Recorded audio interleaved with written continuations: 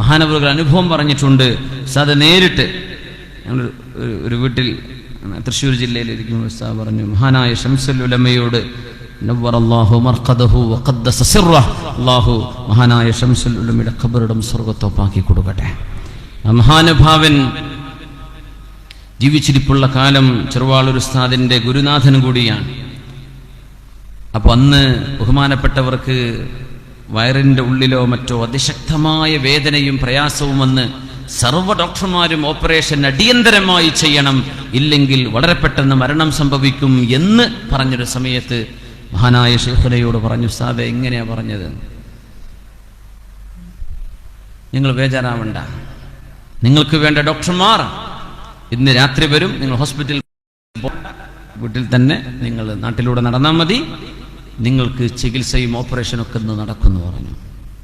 ചെറുവാളൂർ ഉസ്താദ് സ്വന്തം അനുഭവം അത് എഴുതി വെച്ചു. ഞാൻ ഉസ്താദിന് പറഞ്ഞു, ഉസ്താദ് നിങ്ങൾ എന്തായാലും ഈ അനുഭവങ്ങളൊക്കെ ഒരു പുസ്തകമായിട്ട് ഇറക്കണം എന്ന് പറഞ്ഞു. ചെറിയൊരു ബുക്കിലെറ്റ് ഉസ്താദ് എഴുതിയിട്ടുണ്ട്. വലിയ ഒരു അനുഭവ കഥ ബഹുമാനപ്പെട്ടവർ എഴുതിക്കൊണ്ടിരിക്കുകയാണ്. അള്ളാഹു ആഫിയത്തും സലാമത്തും കൊടുക്കട്ടെ. ഉസ്താദ് പറയാം, അന്ന് രാത്രി ഇതൊരു പള്ളി പറഞ്ഞു തൃശ്ശൂർ ജില്ലയിലെ, ഞാൻ നിസ്കരിക്കാൻ വേണ്ടി ഇശാനിസ്കാരം കഴിഞ്ഞ് ഇശാനിസ്കരിക്കാൻ വേണ്ടി കയറി ആ പള്ളിയിൽ ഇങ്ങനെ ഇരുന്ന് സുന്നത്ത് നിസ്കരിച്ചിരുന്നപ്പോൾ എനിക്ക് ഉറക്കം സംഭവിക്കുന്നു. ആ ഉറക്കത്തിൽ മഹാനായ ശംസുൽ ഉലമയെ ഞാൻ കാണുന്നു, മഹാനവറുകൾ പ്രത്യക്ഷപ്പെടുന്നു.